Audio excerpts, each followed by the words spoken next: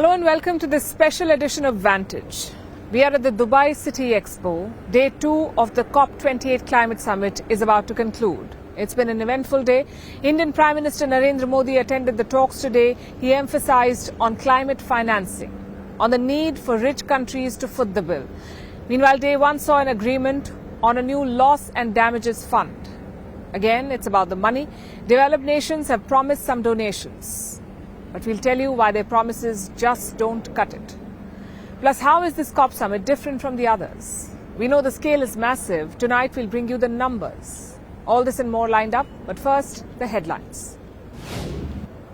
Geopolitical tensions boil over at the COP28 summit in Dubai. Iranian delegates walk out of the climate conference over Israel's presence. Polish, Latvian and Lithuanian presidents refused to pose for a group photo. They were angry over the presence of Belarusian President Alexander Lukashenko. Hungarian Prime Minister proposes an EU-Ukraine partnership instead of a membership. Since the Ukraine war began, Viktor Orban is the only EU leader to maintain close ties with Russia. Hungary has threatened to stop aid to Ukraine and has blocked Kiev's bid to join the EU. A Madagascar court declares President Andry Rajoelina as the winner of last month's elections. It rejects the opposition's claims of fraud.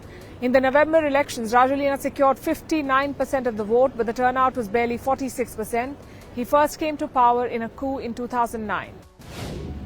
The space race heats up. South Korea set to launch its first military spy satellite tomorrow on a SpaceX rocket. Last month, North Korea launched its first military eye in the sky. And 2 kiwi birds born in New Zealand's capital for the first time in over a century. It comes a year after the national bird was reintroduced to Wellington. The flightless kiwi is one of the most vulnerable birds in New Zealand. Thousands of delegates from across the world will descend on this building. Hundreds are already pouring in. These are world leaders, religious leaders, activists, corporate bigwigs. US and China are the 2 biggest polluters on this planet, and their presidents are a no-show.